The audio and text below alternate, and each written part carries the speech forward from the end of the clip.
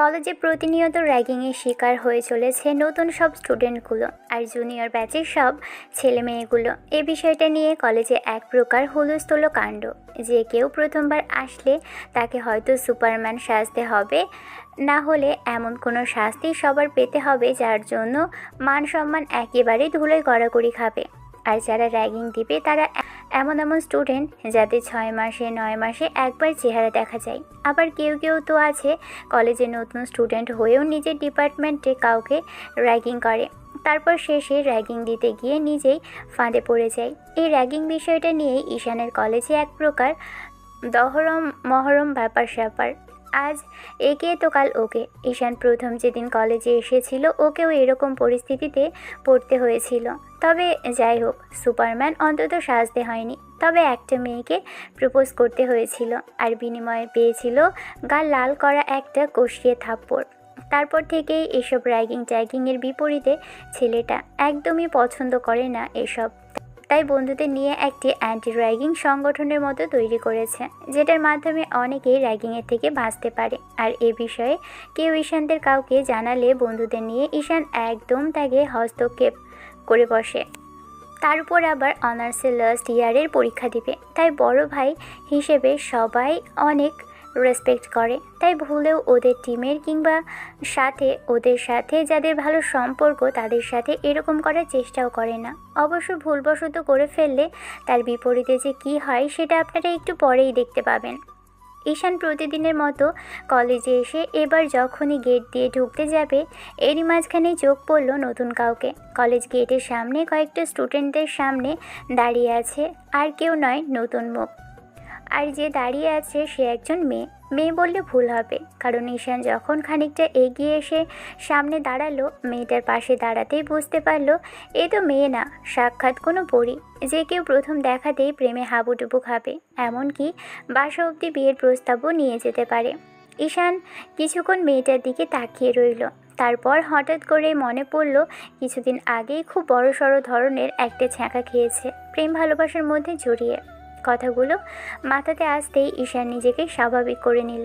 এবার পাশে থাকা ছেলেগুলোর দিকে তাকিয়ে দেখলো সেখানকার সবাই সেকেন্ড ইয়ারের স্টুডেন্ট, কিন্তু মেয়েটাকে দেখে মনে হয়েছে আজই কলেজে নতুন, কিন্তু কোন ইয়ারের হবে সেটা বুঝতে পারছে না। তবে দেখে আবার একটু সিনিয়র মনে হচ্ছে, ওদের সাথে পড়ে কিনা আবার নিজের ব্যাচের হতে পারে। শাড়ি পরলে মেয়েদেরকে একটু সিনিয়র লাগে, সেটা ঈশান আগে থেকেই জানতো। তবে মেয়েটা শাড়ি পরে আর সুন্দর করে হিজাব পরেছে, যার জন্য একদম অফিসারের মতোই লাগছে। কিছুক্ষণ ছেলেগুলোর গতিবিধি বোঝার চেষ্টা করতেই এবার যখনই ছেলেগুলো ঈশানকে দেখলো তখনই রাগী চোখে তাকিয়ে থেকে একটা ছেলে বলতে লাগলো, এই কে রে তুই? এখানে কি করছিস? দেখছিস না আমরা মামুনির সাথে একটু মজা করছি? তোদের জ্বালায় কি সেটাও করা যাবে না নাকি? ওস্তাদ, ওকে মনে হয় কিছু একটা দিতে হবে, তাহলেই শালা বোধ হয় এখান থেকে যাবে। এই কে আছিস? ধর বেটাকে, ওকে আগে সুপারম্যান সাজাই, পরে অন্য কিছু হবে। বড় ভাই, আপনাদের দেখে তো মনে হচ্ছে এই কলেজে আপনারা নিয়মিত আসেন না, আর যদি আসতেন তাহলে হয়তো এইরকম ভুলটা করতেন না আজকে। এই শালা তো কে বললো রে আমরা আসিনি? আর তুই এত কথা বলছিস কেন? তোকে যেটা বলা হয়েছে সেটাই কর। এইখান থেকে যা, না হলে কিন্তু মামুনির সাথে সাথে তোকেও।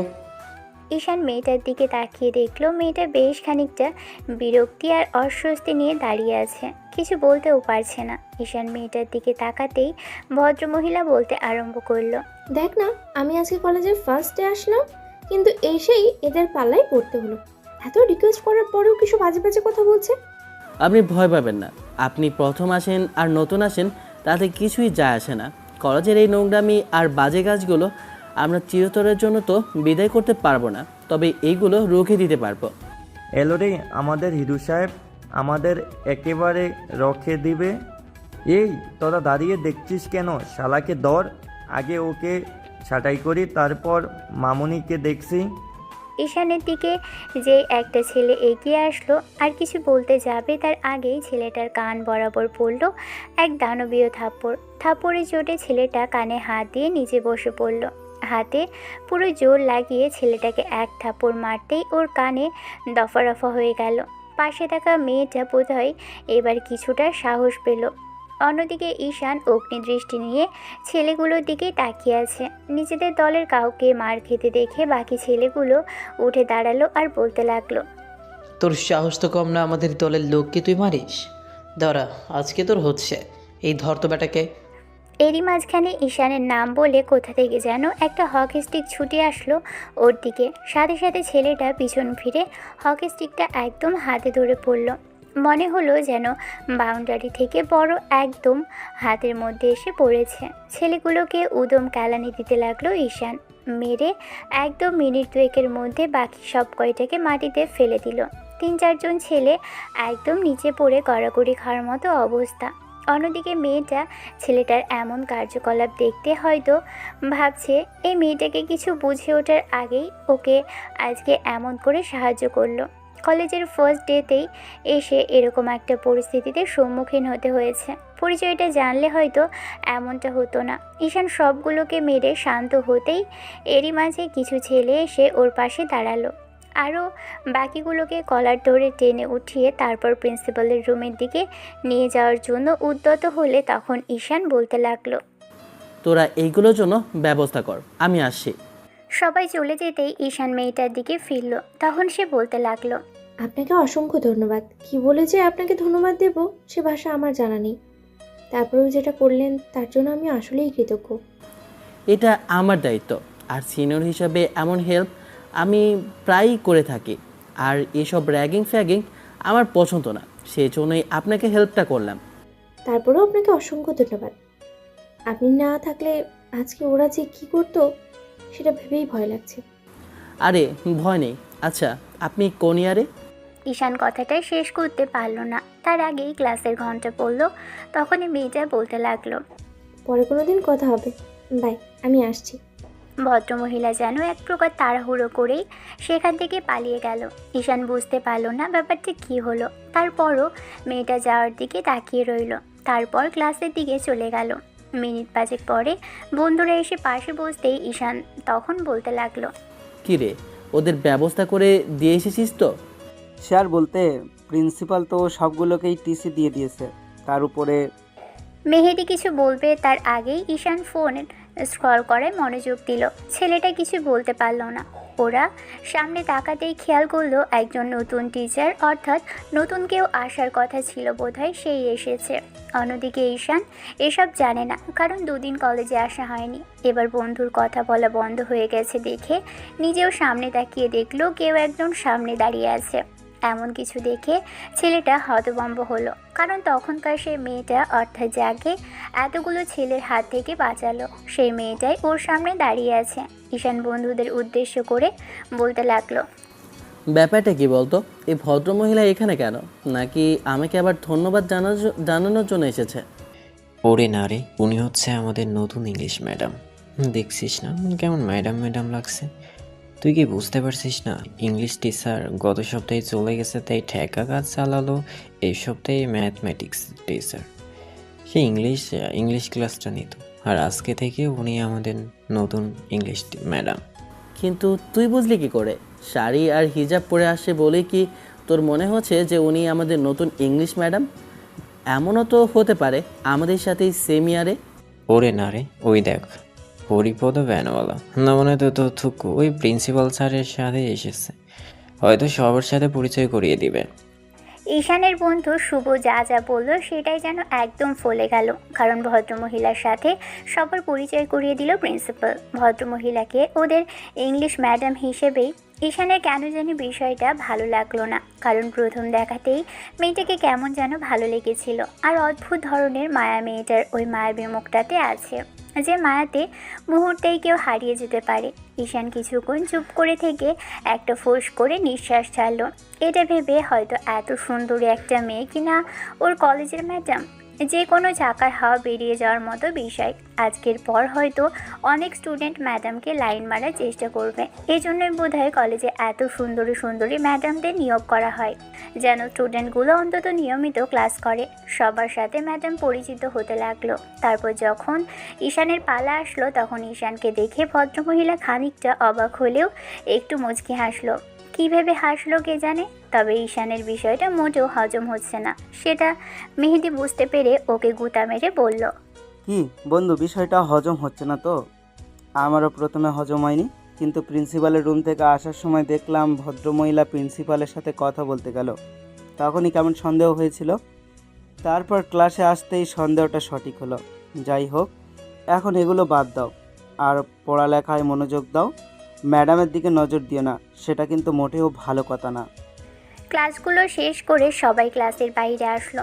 এমন করে করে 4টা ক্লাস শেষ করে দুপুরের দিকে খানিকক্ষণ বন্ধুদের সাথে আড্ডা দিয়ে বাসার উদ্দেশ্যে চলে আসলো ঈশান। বাসায় এসে ফ্রেশ হয়ে একটু রেস্ট নিয়ে দুপুরের খাবার খাওয়ার জন্য ডাইনিংয়ে এসে বসতেই এরই মাঝে আম্মু কিংবা বোন কাউকেই ডাইনিংয়ে দেখা গেল না। একটু বাদেই 2 ভদ্রমহিলা এসে ডাইনিংয়ের সোফায় বসলো। ঈশান গিয়ে খাবার টেবিলে বসে বলতে লাগলো, কি ব্যাপার আম্মু, তোমরা কি আজকে খাবে টাবে না নাকি? আর বোন, তুই ওখানে বসেছিস কেন? এদিকে আয়। তোমার খাবার তুমিই খাও। তোমার যদি খিদে পেয়ে থাকে তাহলে নিচে বেড়ে খাও। কেন রে, তোরা কি অনশন করেছিস? আর কতদিনের জন্য অনশন করেছিস বল, তাহলে আমারও বুঝতে সুবিধা হয়। ফালতু কথা বলিস না তো ভাইয়া, চুপচাপ খেতে বসেছিস, খা। খাবোটা কি? হাওয়া?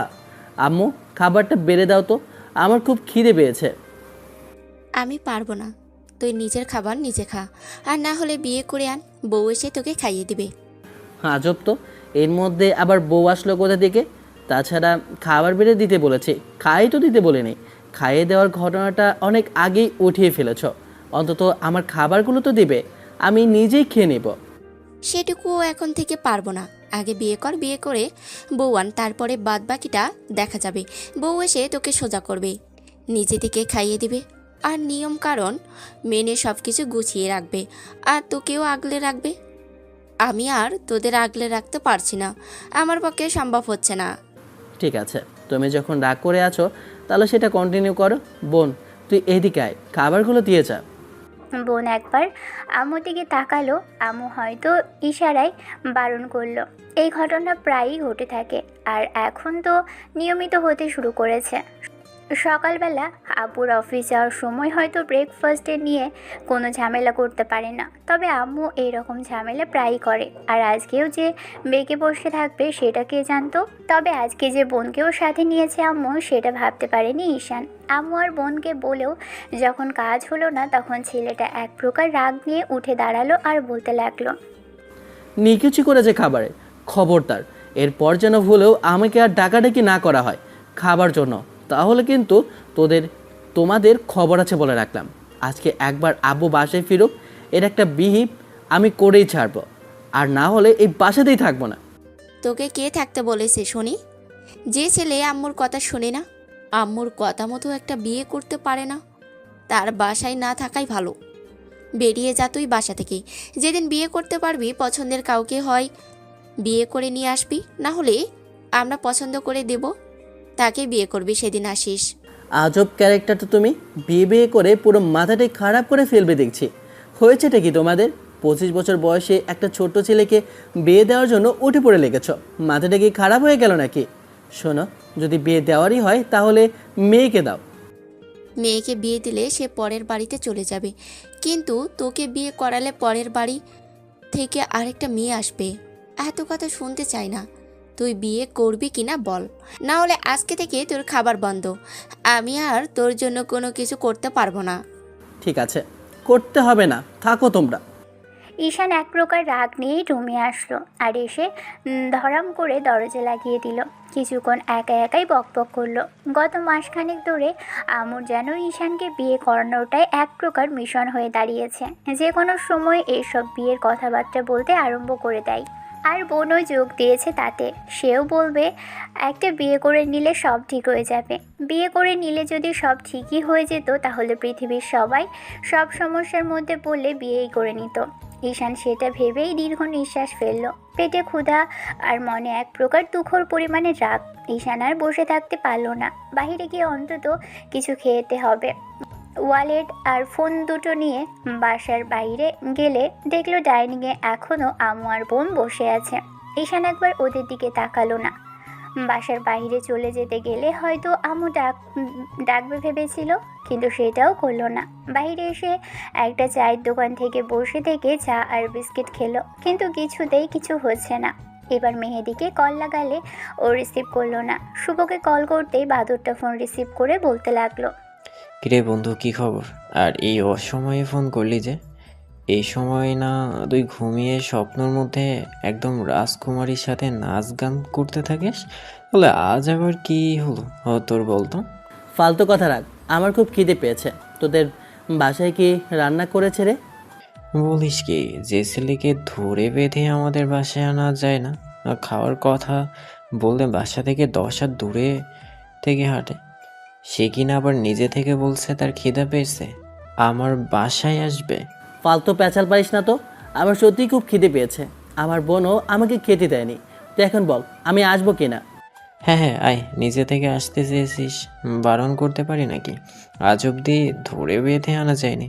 শোন, তোর পছন্দের ফেভারিট ডিশ রান্না করা হয়েছে, গরুর মাংস ভুনা আর খিচুড়ি। এখনই চলে আয়। দুপুরেই আম্মু রান্না করলো, একটু বাদে আব্বুও চলে আসবে, একসাথে খাবো। আয় আস। ঈশান আর এক মুহূর্ত দেরি করলো না। চায়ের বিলটা দিয়ে শুভর বাসার দিকে পা বাড়ালো। কিছুটা হেঁটে একটা রিক্সা নিয়ে মিনিট 10-এর মধ্যেই ওর বাসার সামনে এসে থামতেই আবারও কল লাগালো বাদুরটাকে। কিছুক্ষণ বাদে এসে রুমের দরজা খুলে দিয়ে ওর হাত ধরে টানতে টানতে তারপর রুমে নিয়ে গিয়ে বসালো। নিজে গিয়ে ফ্রেশ হয়ে এসে তারপর ডাইনিংয়ে আসতেই দেখলো মেহেদির আম্মু খাবার দাবার বেড়ে একদম সাজিয়ে ফেলেছে টেবিলে। ঈশান শুনেছিল শুধু খিচুড়ি আর গরুর মাংস, কিন্তু পায়েস আবার মিষ্টি জাতীয় আরও কিছু আইটেম আছে। সেগুলো দেখেই খানিকটা অবাক হয়ে বলতে লাগলো, কি ব্যাপার, এত আইটেম কখন করলি তোরা? এত কথা বলতে হবে না। তোমার খিদে পেয়েছে, খেতে বসো তো বাবা। তোমাকে তো ধরে বেঁধেও আনা যায় না। আজ যখন পেয়েছি একদম পেট পুড়ে না খাইয়ে ছাড়ছি না। সবার সাথে কথা বলতে বলতে ঈশান খাওয়া শেষ করলো। তারপর সন্ধ্যার মুখে বন্ধুদের সাথে আড্ডা দিয়ে ভাবলো রাতে গিয়ে আর খাবে টাবে না, কারণ দুপুরে একদম গলা অবধি খেয়ে এসেছিল। আবার বিকেলে বাইরে থেকে হালকা কিছু খেয়ে বাসায় ফিরেছে। এসে দেখলো আব্বু ডাইনিংয়ে বসে চা খাচ্ছে। ঈশান আব্বুর দিকে আর চোখে তাকিয়ে রুমে চলে গেল। দরজা আটকে দিয়ে শুয়ে পড়তেই দুপুর লেগে থাকা ঘুমটা চোখে এসে ভিড় করলো। রাত 9টা নাগাদ বোন ডাকাডাকি শুরু করলে ঈশান একটা হুঙ্কার দিয়ে উঠে গেল। তারপর দরজা খুলে দিতেই বোন একদম ভয়ে জড়সড় হয়ে বেড়াল ছানার মতো লেজ তুলে মাগো বলে চিৎকার দিয়ে দৌড়ে ডাইনিংয়ের দিকে চলে গেল। ঈশান ওর কর্মকাণ্ডে বুঝলো বোনটা ভয় পেয়েছে। ঈশান কারণটা বুঝতে পারলো না, এত ভয় পেল কেন বিচ্ছুটা? এমনিতেই সবসময় খোঁজাতে থাকে, তাহলে আজকে আবার ভয় পাওয়ার কারণ কি? এরই মাঝখানে আপুর কথার শব্দ পেতেই তখন ঈশান নিচে নেমে আসলো। তারপর ডাইনিংয়ের কাছে এসে দাঁড়াতেই দেখলো আব্বু খেতে আরম্ভ করেছে। ঈশান ফিরে যেতে নিলে তখন আব্বু বলতে লাগলো, কি হলো, খাবে না? আর বোনকে এমন করে ধমক দিলে কেন?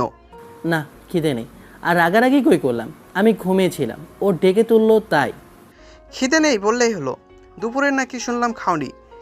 এসে বসো, একসাথে খেয়ে নাও। তোমার জন্য সবাই এতক্ষণ যাবত দেরি করছিল, আর তুমি বলছো খিদে নেই? না না, তোমরা 3 জনই খেয়ে নাও, আমার পেট ভরে গেছে। দুপুরে যে কাহিনীটা করলো সবাই মিলে, তাতে আমার খাওয়ার ইচ্ছেটাই মরে গেছে। আব্বু ভ্রু কুঁচকে তাকালে তখন আম্মু আর বোন দুজনের দিকে চাওয়াচাওয়ি করতে লাগলো। এবার আব্বু হুট করে যেটা বললো সেটার জন্য ঈশান প্রস্তুত ছিল না। তাহলে বিয়েটা করে নিলেই তো হয়। তোমার আম্মু এতবার করে বলছে, তাহলে আম্মুর কথা শুনলেই তো হয়। আশ্চর্য আব্বু, তুমিও এই কথা বলছো? তাছাড়া এখন কি বিয়ের বয়স হয়েছে নাকি আমার? এত তাড়াতাড়ি বিয়েটাই করা আমার পক্ষে কেন সম্ভব না? কেন? কাউকে পছন্দ আছে তাহলে বলো, আর না হলে আমরা মেয়ে দেখবো, তাকে তোমার বিয়ে করে নিতে হবে। বিয়ে করে নিলে কি হবে? আমাকে একটু বোঝাবে? তোমরা খালি দেখছি বিয়ে করে পাগল করে ফেলছো। বিয়ের মধ্যে আছেটা কি আমাকে একটু বলো তো। আম্মু গিয়ে ছেলের হাত ধরলো। যখনই এনে খাবার টেবিলে বসাতে যাবে তখন ঈশান হাতটা জোর করে ছাড়িয়ে নিল আর বলতে লাগলো, না, এখন তো জোর করলেও আমি খাবার খাবো না। আমি তখন বলেছিলাম না জোর করার পরে খাওয়াতে পারবে না, তখন না খেয়েই আমাকে বাইরে যেতে হয়েছে। এতবার করে বলার পরও তোমাদের মনে কোনো প্রকার দয়ামায়া হয়নি। আমি তো এখন খাবো না, তোমাদের রান্না করা খাবার তোমরাই খাও। যদি কোনো দিন বিয়ে করতে পারি তবে বউ রান্না করবে আর সেই খাবারই খাবো, নয়তো চুপ করো, বেয়াদবি করছো তুমি। আম্মুর সাথে এমন করে কথা বলতে হয়? আম্মু কত ইচ্ছা আশা নিয়ে তোমাকে কথাটা বলেছে, কয়েকদিন সময় নিলেও তো পারো, তা না করে সরাসরি একদম বারণ করে দিলে। এটা কি খুব বেশি ভালো দেখলো? আব্বু, ভাইয়ার একটা মেয়ের সাথে সম্পর্ক ছিল। মেয়েটা ভাইয়াকে চিট করেছে, ওর সাথে টাইম পাস করেছে। সেই জন্যই ভাইয়া এখন আর প্রেম ভালোবাসার মধ্যে জড়াতে চায় না, আর মেয়েদেরকে বিশ্বাসও করে না। তাই বিয়ের আগে এসব আজেবাজে সম্পর্কে কে জড়াতে বলেছিল? এখন বিশ্বাস হারিয়ে এসে বিয়ে করতে ভয় পাচ্ছ। তুমি জানো না বিয়ের আগে সম্পর্ক হারাম? আপু, তোমার মেয়ে মিথ্যা কথা বলছে। আমি এরকম কিছু চিন্তাও করি না। তোর তো হচ্ছে, তুই দেখছি দিন দিন খুব বেয়াদব হয়ে যাচ্ছিস বোন। ঠিক আছে, এসব নিয়ে আলোচনা থাক। আর তোমাকে বিয়ের কথা বলবো না, তাও খাবার খেয়ে নাও। আমার ইচ্ছে ছিল, বলেছিলাম, তুমি শোনোনি, ব্যাস। তাই এগুলো নিয়ে আর কোনো ঝামেলা বাড়াতে হবে না। আজকের পর থেকে আর এসব বিষয়ে কোনো কথা বলবো না। ঈশান খাবার খাবে না বারবার বিষয়টা বললেই তখন আম্মু জেদ করে এক প্রকার কথাগুলো বলল। ঈশান একটু অবাক চোখে তাকিয়ে থেকে বলল, আমি তো বলেছি আমার কোনো পছন্দ নেই, আমি তোমাদের পছন্দেই বিয়ে করে নেব। কিন্তু এখন বলেছি না যে বিয়ের কথা আর বলবো না। তোমার যা ইচ্ছে তুমি তাই করতে পারো। ঈশান হালকা খেলো, কিন্তু আম্মুর মুখ দেখে বুঝতে পারলো আম্মু রাগ করেছে। এমন করেই যেতে লাগলো দিন। এরই মাঝখানে ঈশান খেয়াল করেছে যেদিন থেকে কলেজে ইংলিশ ম্যাডাম এসেছে সেদিন থেকে কলেজে এক প্রকার ছেলেদের মধ্যে হুলস্থুলো কাণ্ড পড়ে গেছে। হয়তো ভদ্রমহিলাকে দেখে অনেকেরই পছন্দ হয়েছে, তাই অনেকেই তাকে প্রপোজ করেছে। মুখে বলতে না পারলেও লাভ লেটার দিয়েছে। এত সুন্দরী কিউট একটা ম্যাডাম থাকলে এরকমটা হওয়াটাই স্বাভাবিক। ঈশান এই বিষয়টা ভেবে অবাক হয়নি, কারণ এরকমটা সচরাচর দেখা যায় অন্য সব গল্পের মতো। আর তার উপর ভার্সিটি কিংবা কলেজে এরকম সুন্দরী ম্যাডাম থাকলে এটা হওয়াটাই স্বাভাবিক। কিন্তু ঈশানের দিক থেকে ভদ্রমহিলা তেমন কোনো ইঙ্গিত পায়নি। তাতে বুঝতে পেরেছে যে ঈশান অন্য সবার থেকে আলাদা। সেদিনের এমন করে ওকে হেল্প করার পর থেকে মিশমি ম্যাডাম কয়েকবার ছেলেটার দিকে লক্ষ্য করেছে।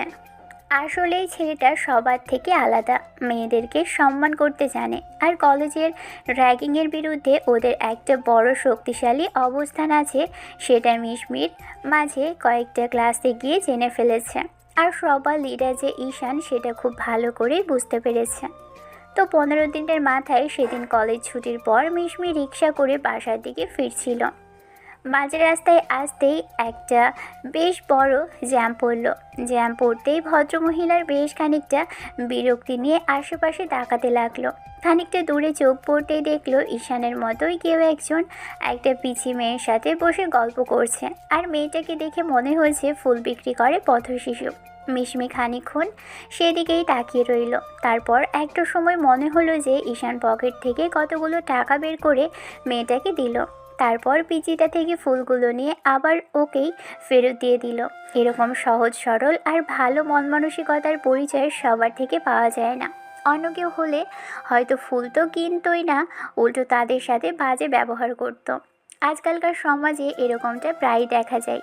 এই ছেলেটাকে যতই দেখছে মিশমি ততই বেশি অবাক হচ্ছে। কলেজে সবার থেকে আলাদা, আবার বাইরে এসেও সবার থেকেই কেমন যেন এক ধরনের সুন্দর মানসিকতার পরিচয় দিচ্ছে। নাকি ওর সামনে এরকম ভালো সাজার চেষ্টা করছে, সেটা নিয়ে মিশমি সন্দেহ হতে লাগলো। এই বিষয়টা নিয়ে চিন্তা করতে করতে তারপর থেকেই মিশমি ঈশানের প্রতি কেমন যেন নজর রাখতে শুরু করলো। মিশমি ম্যাডাম নিজেই অনেকের কাছেই জিজ্ঞেস করেছে ছেলেটা কেমন, আর চোখের সামনে থেকে দেখেছে বেশ ভালো। তাই মিশমিও কেন জানি ঈশানের প্রতি একটু বেশি আগ্রহ। অন্যদিকে ঈশানের দিক থেকে তেমন কোনো আচরণে পায়নি যেগুলো অন্য ক্লাসের ছেলেগুলো করেছে। ম্যাডামকে পছন্দ করে বলে অনেকেই প্রকাশ করেছে। এ বিষয়টা নিয়ে মিশমি খানিকটা বিরক্ত। তারপরও স্টুডেন্ট ভেবে অনেকেই ছেড়ে দিয়েছে আর ওয়ার্নিং দিয়েছে।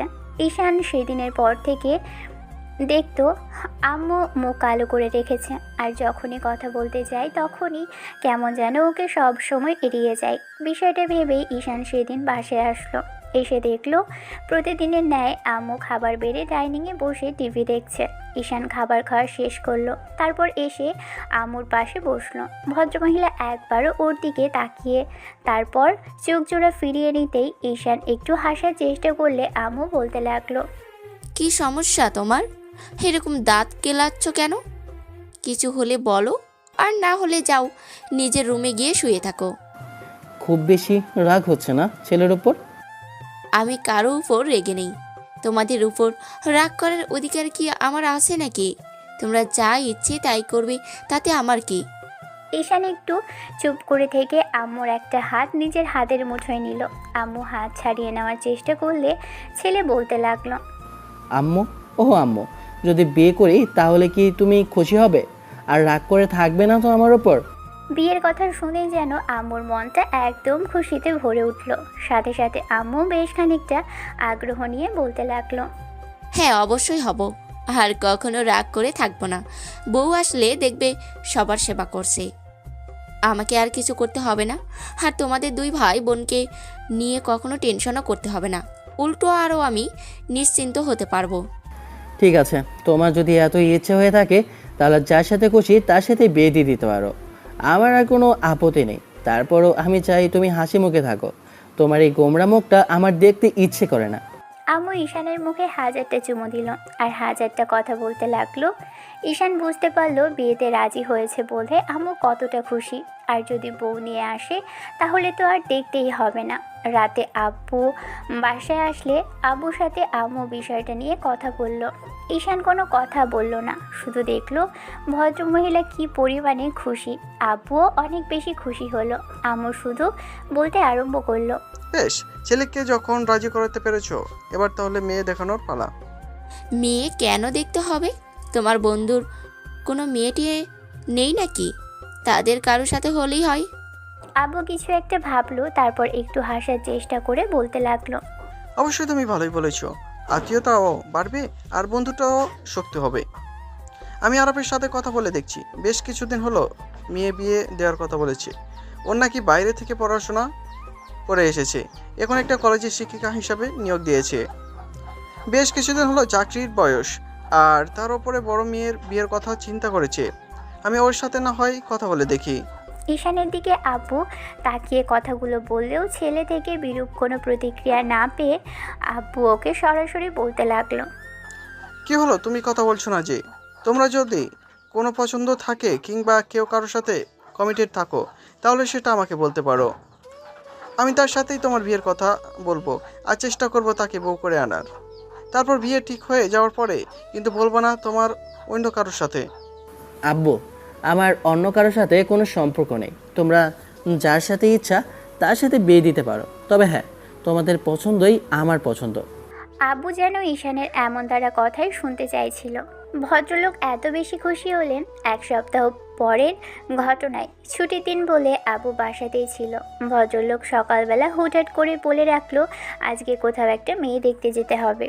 ঈশান খানিকটা অবাক হলেও পরক্ষণে ভাবলো বিয়ে যেহেতু করতে চেয়েছে তাহলে তো এরকমটা হওয়ারই কথা। তারপরও খানিকটা লজ্জা লাগছে। প্রথমবার মেয়ে দেখতে যাচ্ছে, আর মেয়েটা কেমন হবে, কীরকম লাগবে, তাকে সবার সামনে সঙ্গের মতো বসে থাকতে হবে, এইসব বিষয় নিয়ে ঈশান বেশ খানিকটা জল্পনা কল্পনা করলো। দুপুরে জুমার নামাজ শেষ করে এসে আব্বু আম্মু আর বোনের সাথে বেরোলো। খেয়ে বেরোনোর কথা বললে আব্বু বলল ও বাসায় গিয়ে খাবে। আধা ঘন্টার মধ্যে ওরা একটা বাড়ির সামনে এসে থামলো। ঈশান এদিকটাতে আগে আসেনি, আর এ বাসাতেও আগে আসা হয়নি। আব্বু হয়তো এসেছে, যেহেতু বলছে তার বন্ধুর বাসা, তবে লোকটাকে হয়তো চিনবে বলে মনে হয়েছে ঈশানের। নামটা অনেকবার শুনেছে কিনা। আর ওর বোনের বার্থডে পার্টিতে একবার গিয়েছিল লোকটা মনে হচ্ছে। তখন অবশ্য ওনার পরিবারের কেউ ছিল না। ভদ্রলোকের মেয়েকে দেখতে কেমন হবে সেটা নিয়ে জল্পনা কল্পনা চলছে মনে। ঈশান গাড়িতেই চুপচাপ বসেছিল। আব্বু আম্মু বোন অনেক আগেই নেমে গেছে।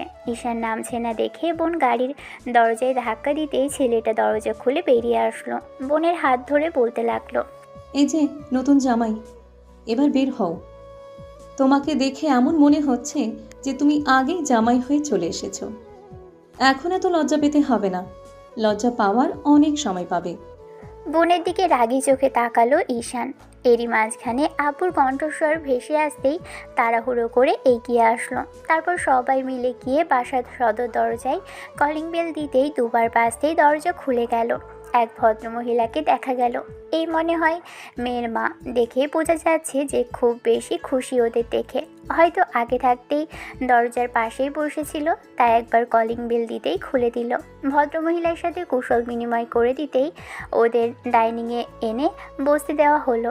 কিছুক্ষণ বাদে এত নাস্তা এনে ওদের সামনে রাখা হলো।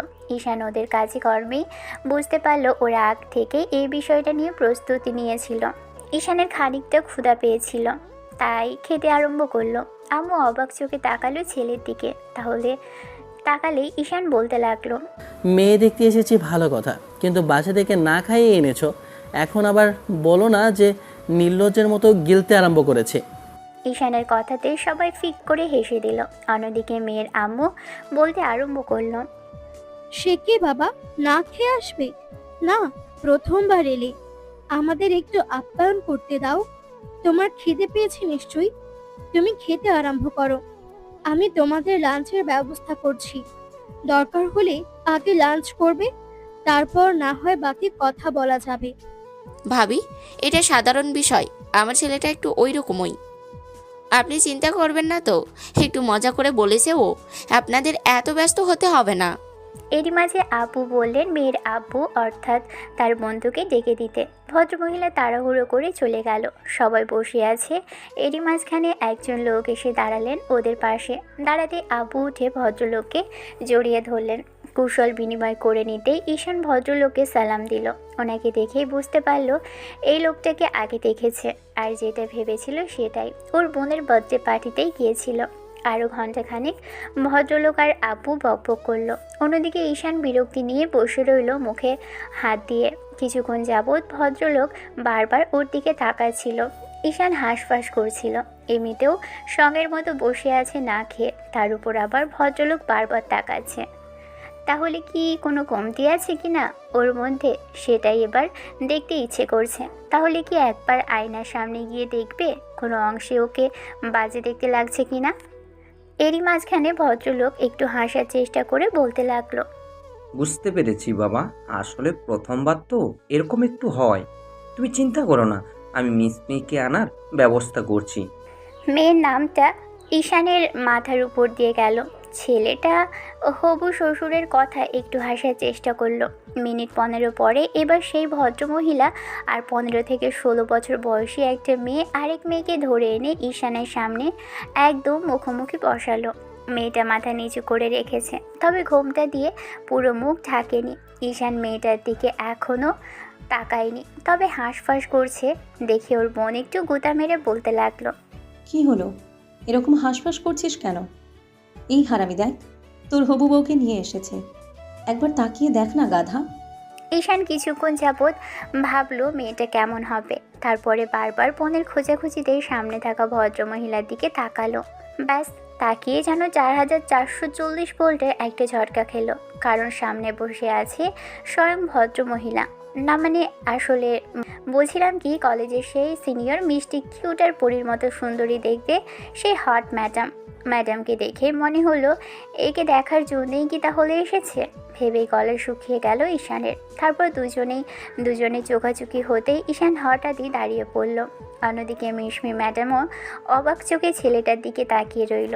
ঈশানকে দাঁড়িয়ে পড়তে দেখে মিশমির আব্বু বলতে লাগলো, কি হলো বাবা, তুমি এমন করে দাঁড়িয়ে পড়লে যে? কোনো সমস্যা? সে তো হঠাৎ করে দাঁড়ালো কেন? তুমি কোনো সমস্যা আপু? না মানে আসলে আব্বু, উনি এখানে কেন? আমার মেয়ে আমার বাসায় থাকবে না? ওই তো আমার বড় মেয়ে মিসমি, ওর সাথেই তোমার বিয়ের কথা বলার জন্য আব্বু তোমাকে নিয়ে এসেছে। কেন বাবা, আমার মেয়ে কি দেখতে সুন্দর না, নাকি তোমার ওকে পছন্দ না? বোন ঈশানকে হাত ধরে বসিয়ে দিতেই ছেলেটার বেশ খানিকটা অস্বস্তি ফিল হতে লাগলো। কপাল দিয়ে ঘাম বেরোচ্ছে, কারণ ম্যাডাম ওর দিকে কেমন চোখ বড় বড় করে তাকিয়ে আছে। এই বুঝি বাংলা সিনেমার সেই ডায়লগের মতো বলে উঠবে, চৌধুরী সাহেব, আপনি আপনার ছেলেকে নিয়ে চোখের সামনে থেকে দূর হন এক্ষুনি। না, ভদ্রমহিলা তেমন কিছুই করলেন না। আব্বু আম্মু বারবার যখন জিজ্ঞেস করলো কি হয়েছে, তখন ঈশান সত্যিটা বলে ফেললো। না মানে আসলে আব্বু, উনি আমার কলেজের ইংলিশ ম্যাম। তো কি হয়েছে? কলেজে ম্যাডাম সেরা কলেজে, কিন্তু বাসাতে তো নয়। এ নিয়ে এত প্রেশার নেওয়ার কি আছে? এটাই এখন হমেশাই হয়। আর মিশমি তোমার থেকে সিনিয়র হবে এটাই ভাবছো তো? তাতে কি, এসব কোনো ফ্যাক্ট না আজকাল। আব্বুর এমন দ্বারা কথাতেই ঈশান অবাক চোখে কিছুক্ষণ তার দিকে তাকিয়ে রইল। তারপর মিশমির আব্বু আম্মু সবাই অনেকেই কথা বলল, কিন্তু মহিলাটা আগের মতোই কোনো প্রতিক্রিয়া ছাড়াই তাকিয়ে আছে ঈশানের দিকে। মনে হচ্ছে এই বুঝি একটা থাপ্পড় বসাবে। হয়তো ম্যাডাম বলবে সব কিছু জেনে শুনে এখানে এসেছে ঈশান, কিন্তু তার কিছুই হলো না। আরও আধা ঘন্টা যাবৎ কথা বলল সবাই, তারপরও ম্যাডাম একটা টু শব্দও করলো না। ঈশান তাতেই অবাক হলো। তারপর যখন মেয়েটাকে বলা হলো ওর ঈশানকে পছন্দ হয়েছে কিনা, তখনই ঈশান চোখ বড় বড় করে আম্মুর দিকে তাকালো, কারণ আম্মুর প্রশ্নটা করেছিল। তখন ভদ্রমহিলা বলেছিল, আন্টি, আমি আপনার ছেলের সাথে একটু কথা বলতে চাই একা। মিশমি ম্যাডামের এমন কথা শুনে ঈশানের মনে একটা কথা উকি দিল। ব্যাস, ল্যাটা চুকে গেল। এবারই বোধহয় ওর এখানে আসাটা সার্থক হবে, কারণ ভদ্রমহিলা হয়তো একাতে রুমে ডেকে নিয়ে গিয়ে কষিয়ে কয়েকটা থাপ্পড় বসাবে গালে। মিনিট 5 পরের ঘটনা। ঈশান আর মিশমি ম্যাডাম দাঁড়িয়ে আছে ওনারি রুমের ব্যালকানিতে। দুজনেই রেলিং ধরে দাঁড়িয়ে আছে। এই মুহূর্তে ঈশানের হাত পা কাঁপছে, তারপরও ম্যাডামকে সেটা বুঝতে দিল না। অন্যদিকে মিশমি বারবার আর চোখে ঈশানের দিকে তাকাচ্ছে। এই মুহূর্তে মেয়েটার মাথায় ঘোমটা নেই। ঈশান খেয়াল করে দেখলো ম্যাডামের চুলগুলো একদম কোমর ছাড়িয়ে, আর চোখে দেখে সেটা বুঝতে পারলো। ঈশান মাঝে মধ্যে 2-1 বার তাকালেও মিশমি বারবার ছেলেটার দিকে তাকাচ্ছে। তারপর একটু সময় নিজে থেকে বলতে লাগলো, কি হলো, কথা বলছো না যে? চুপ করে আছো কেন? না মানে আসলে আমি কি বলবো জানি না আসলে ম্যাম। আরে এত ভয় পাচ্ছ কেন? আমি কি তোমাকে কিছু বলেছি? ঈশান আর আজকাল ছেলেরা। ম্যাডাম বিশ্বাস করেন, আমি জানতাম না এটা আপনার বাসা, আর ভাবতেও পারিনি যে আপনাকে দেখতেই আজকে আব্বু আম্মু জোর করে ধরে বেঁধে নিয়ে আসবে। ওরাও হয়তো জানতো না, আর জানবেই বা কী করে? আপনি আমারই কলেজের ম্যাডাম। আমি তো দেখার পর বুঝতে পারলাম আপনি আব্বুর বন্ধুর মেয়ে। মিশমি বুঝতে পারল যে ঈশান ভয় পাচ্ছে, তাই একটু হাসার চেষ্টা করে ঈশানের মুখোমুখি ফিরল। ঈশান আগের মতো সামনের দিকে ফিরে দাঁড়িয়ে আছে দেখে ম্যাডাম বলতে লাগলো, আমি কি তোমায় বলেছি তুমি জেনে শুনে এসেছো, কিংবা নিজে থেকেই আব্বু আম্মুকে জোর করে এখানে নিয়ে এসেছো? মানে? তুমি আগে থেকে আমাকে চিনতে, সেটা কলেজের ম্যাডাম হিসেবে, কিন্তু তার বাইরে যে তোমার আব্বুর বন্ধুর মেয়ে সেটা তো জানতে না। আঙ্কেল জানতো না, তাই এসেছে। এখানে আসার পর সেটা না হয় জানতে পেরেছো। আর তুমি কি ভাবো আর 10টা মেয়ের মতো আমি এসব নিয়ে সিন ক্রিয়েট করবো? কখনোই না। তার মানে আপনি আমাকে ভুল বোঝেননি, তাই তো? এসব কথা বাদ দাও, আগে বলো তোমার আমাকে পছন্দ হয়নি? মানে ম্যাডাম বুঝতে পারলাম না। আমি তো ভাবছিলাম যে আপনি। তুমি ভাবছিলে আমি এসব কিছু জানার পর কিংবা তোমাকে দেখি সিন ক্রিয়েট করবো, সবার সামনে রাগারাগি করবো, আবার এখানে ডেকে এনে তোমাকে থাপ্পড়ও দিতে পারি, তাই তো? ঈশান মাথা নেড়ে হ্যাঁ সূচক উত্তর দিতেই মিশমি আবারও একটু হেসে ফেলল। তারপর বলতে লাগলো, আমি এসব কিছুই করব না। সবচেয়ে বড় বিষয় কি জানো? এখন এসব সচরাচরই হচ্ছে। আর একটা চিরন্তন সত্য কি জানো তো? স্বামী স্ত্রীর মাঝে ভালোবাসাটাই সবচেয়ে বড়। আর এসব বয়স কোনো ফ্যাক্টর না, এগুলো আজকাল প্রায়ই হয়ে থাকে। সিনিয়র জুনিয়রের তো কতই বিয়ে হচ্ছে, কিন্তু তুমি এত ভয় পাচ্ছ কেন? আমি তো সেটাই বুঝতে পারছি না। আমি তোমায় ভুল বুঝিনি, আর তোমাকে কোনো প্রকার দোষও দিইনি, তাহলে তুমি এত নার্ভাস কেন? না মানে আসলে আমি ভাবলাম যে আপনি ভাববেন আমি আপনাকে ফলো করেছি, কিংবা আপনাকে পছন্দ করি বলে আব্বু আমাকে জোর করে নিয়ে এসেছি বিয়ের কথা বলতে, কিন্তু আপনি তো বলছেন উল্টো কথা। এসব কথা বাদ দাও। তোমার আমাকে পছন্দ হয়ে গেছে কিনা সেটা বলো। আর যদি বিয়েতে তোমার অমত থাকে তাহলে বলে দাও, আমি আঙ্কেল আন্টিকে গিয়ে বলে দিচ্ছি। ম্যাডামের মুখে এমন কথা শুনে ঈশান ভদ্রমহিলার দিকে তাকিয়ে রইল। ভেবেছিল যে রাগারাগি করবে কিংবা অন্য কিছু বলে ওকে ভুল বুঝবে, কিন্তু ভদ্রমহিলা নিজে থেকেই বলছে তাকে পছন্দ কিনা। ঈশান কিছুক্ষণ যাবৎ চুপ করে থেকে নিজেকে স্বাভাবিক করে নিয়ে বলতে লাগলো, তার মানে আপনি রাগ করেননি আমি এখানে আপনাকে দেখতে আসায়? আপনিও চাইছেন যে আমাদের সম্পর্কটা হোক? একেবারেই চাইছি না তাও না, আবার চাইছি তাও না, ওর মাঝামাঝি কিছু একটা। তোমার যদি পছন্দ হয় তাহলে তুমি আব্বু আম্মুকে বলতে পারো।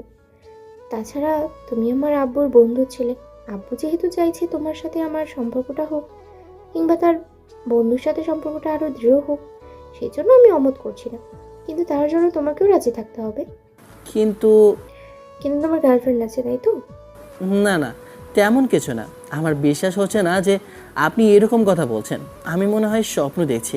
না হলে কলেজের ম্যাডামের সাথে আমার বিয়ের জন্য কথা বলতে আসবো আর দুজনের দেখা হওয়ার সে আমাকে কিছু বলবে না সেটা ভেবে অবাক লাগছে। ম্যাডাম একটু মুচকি হাসলো। ঈশান কিছুক্ষণ চোখ বন্ধ করে রাখলো, তারপর কারো স্পর্শে হঠাৎ করে চোখ খুলে দেখলো ম্যাডাম ওর হাতের উপর হাত রেখেছে।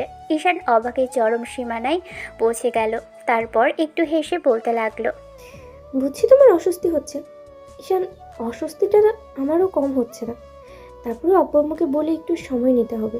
দুজনের সাথে কয়েকটা দিন সময় কাটিয়ে চিনে চিনে তারপরে না হয় বিয়ের দিকে এগোই, তারপরে দেখবে সব ঠিক হয়ে যাবে। ভদ্রমহিলার সাথে আরও কিছুক্ষণ কথা বলে 15 মিনিট বাদে এসে আব্বু আম্মুর সামনে বসতেই ওরা জিজ্ঞেস করলে তখন মিশমি ম্যাডাম নিজে থেকেই বলল, আন্টি, আঙ্কেল, আম্মু, আব্বু, আমি ঈশানের সাথে কথা বলেছি। আমাদের দুজনের কোনো সমস্যা নেই, তোমরা বিয়ের 3 তারিখ ঠিক করতে পারো। কিন্তু তার আগে আমরা দুজনেই চাইছিলাম কয়েকটা দিন নিজেদের মধ্যে একটু সময় কাটাতে, দুজনাকে চিনতে জানতে।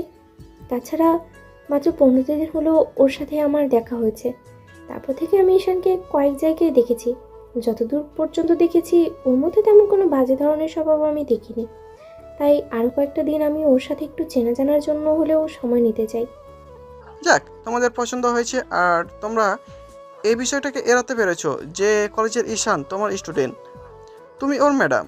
বিয়েতে রাজি হয়েছো, সেই জন্য আমি অনেক বেশি খুশি। মামনি, আমি কথা দিচ্ছি, তোমরা যতদিন না বলবে ততদিন।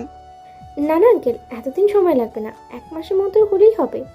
তাহলে 1 মাস পরেই বিয়েটা ঠিক করে ফেলি, কি বলো? এতদিনে আমাদেরও গোছগাছ করা হয়ে যাবে। আর বড় মেয়ের বিয়ে বলে কথা, একটু তোড়জোড়ের তো ব্যাপার স্যাপার আছে নাকি? প্রথমবার আমার কোনো মেয়ের বিয়ে হচ্ছে, তাই আমি চাইছি না কোনো কমতি রাখতে।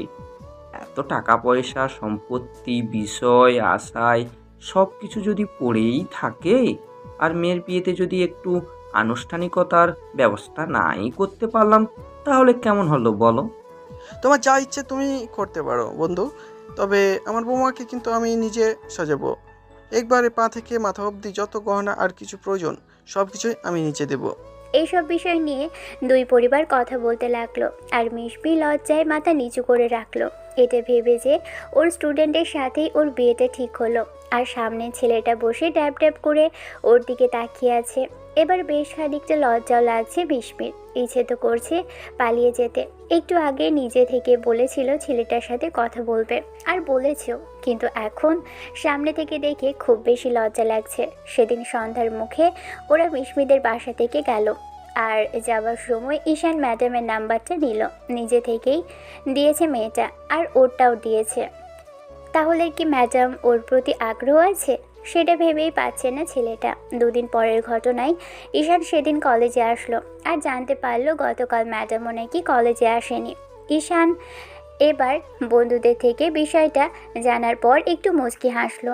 ওকে হাসতে দেখে সবাই বিষয়টা জিজ্ঞেস করলো আর কারণ জানতে চাইলো না আশার। ঈশান বলল মেয়ে দেখতে গিয়েছিল, কেমন কি দেখছে সবাই সব প্রশ্ন করলে ছেলেটা সবই বলল, কিন্তু একবারও বলল না কলেজের ইংলিশ ম্যাম অর্থাৎ মিশমি ম্যাডামের সাথে ওর বিয়ের কথা চলছে। আর 1 মাস পরে হয়তো দুজনের বিয়েটা হয়েও যাবে।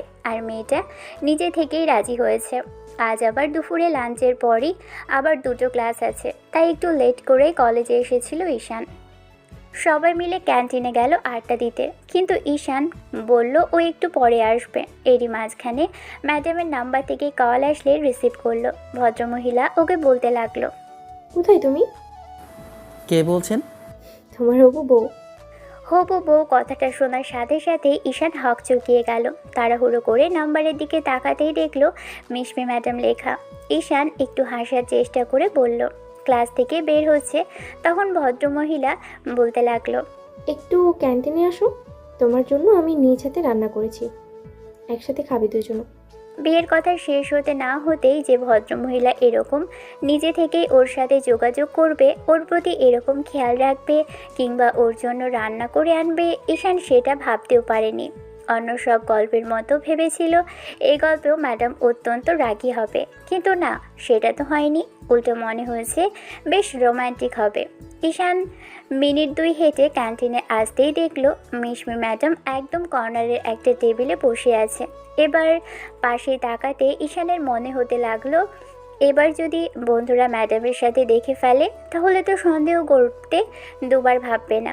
কি করবে সেখানে দাঁড়িয়ে থেকে ভাবতে লাগলো। অন্যদিকে বারবার ম্যাডাম ওকে ইশারা করতেই ছেলেটা গিয়ে ম্যাডামের সামনে বসলো। এবার দূর থেকে ম্যাডামের কাছে ঈশানকে যেতে দেখে বন্ধুরা বেশ খানিকটা সন্দেহ করলো। কিছুক্ষণ ধরে তাকিয়ে থেকে তারপর একটা সময় ওরা ঈশানের পিছনে গিয়ে দাঁড়ালো। ম্যাডাম ওদের দেখে কিছুক্ষণ তাকিয়ে রইল, তারপর যখনই কিছু বলতে যাবে তার আগে ঈশান পিছন ফিরতেই বন্ধুদের দেখলো।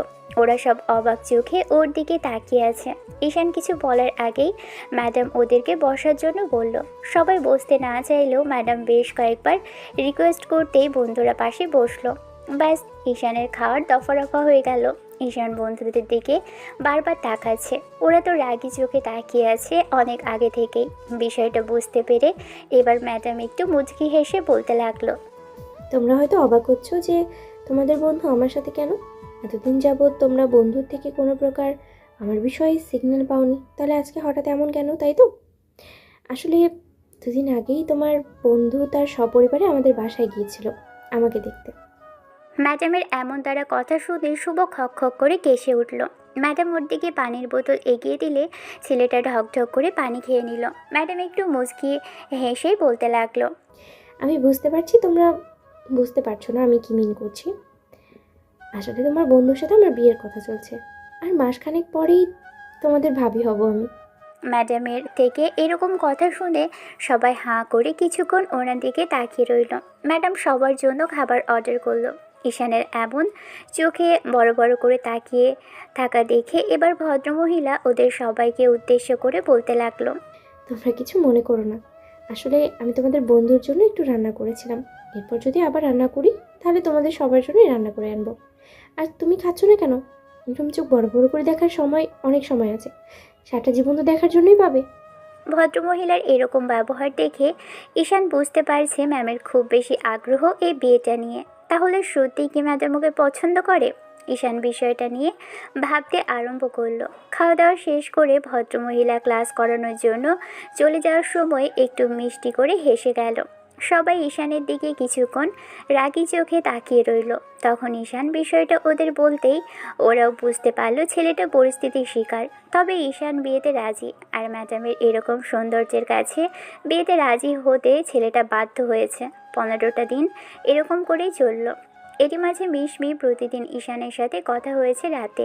এই অল্প কয়েকটা দিনে কথা বলাটা দুজনের প্রায়ই অভ্যেস হয়ে দাঁড়িয়েছে। মেয়েটা নিজে থেকেই কল করবে, মাঝে মধ্যে কল না করলে ঈশানের কেমন হাঁসফাঁস লাগে। ছেলেটাও নিজে থেকেই তখন কল করে। হাজারটা কথা বলে মিশমি, ওদের বিয়েটা কেমন হবে, কিভাবে ওরা একসাথে থাকবে। ঈশানের প্রথম দিকে লজ্জা লাগলেও পরবর্তীতে ভদ্রমহিলার এরকম নিজ থেকে আগ্রহ দেখানোতে ঈশানের খুব বেশি ভালো লেগেছিল। তাই মেয়েটার প্রতি এক অদ্ভুত ধরনের ভালো লাগার কাজ করেছিল। 15 দিনের মাথায় সেদিন ঈশান ক্লাসটা শেষ হলে বাইরে আসে। এরই মাঝে ম্যাডামের নাম্বার থেকে কল আসলে রিসিভ করতেই ওপাশ থেকে ভদ্রমহিলা ওকে বলতে লাগলো, তুমি কোথায় আছো গো? মিশমি ম্যাডামের এই আছো গো মাঝে মধ্যে বেবি বলে ডাকা এসব ঈশানকে বেশ অস্বস্তিতে ফেলে, কিন্তু এখন অভ্যেসে দাঁড়িয়েছে, কারণ মেয়েটা নিজে থেকে এসব বলে। ঈশান একটু হাসলো আর বলতে লাগলো, ক্লাস শেষ হলো মাত্র বাইরে এসেছে, বন্ধুর সাথে কথা বলছিলাম। আর আপনি? তুমি এখনো আমাকে আপনি করেই ডাকছো? তোমাকে না বলেছি তুমি করে বলতে? করে যে আপনি করে বলো সেটা ঠিক আছে, কিন্তু যখন কল করি তখন তুমি করে বলবে, আর দেখা হলেও তুমি করেই বলবে। সবার সামনে আপনি করে বলো সেটা ঠিক আছে, কিন্তু আমি যখন বারণ করেছি তখন বলবে না, ব্যাস। ওকে ওকে বাবা, বলবো না। এবার বলেন কি করতে হবে? আবারও আপনি চেষ্টা করো এখন থেকে তুমি বলার। শোনো পিচ্ছি, ক্যাম্পাসের পেছনে যে ফাঁকা জায়গাটা আছে একটু সেখানে এসো, আমি তোমার জন্য অপেক্ষা করছি। ঈশান ম্যাডামকে আসছি বলে সেদিকে পা বাড়ালো। তারপর সেখানে এসে দেখলো ম্যাডাম আসেনি এখনও, তাই দাঁড়িয়ে রইল। তারপর যখন ম্যাডামের সাথে দেখা হলো সেটা বেশ অপ্রীতিকর পরিস্থিতিতে। সেদিন যে মেয়েটার সাথে ঈশানের ব্রেকআপ হয়েছিল, ও সেই এক্স গার্লফ্রেন্ড এসে ওকে আচমকাই জড়িয়ে ধরলো।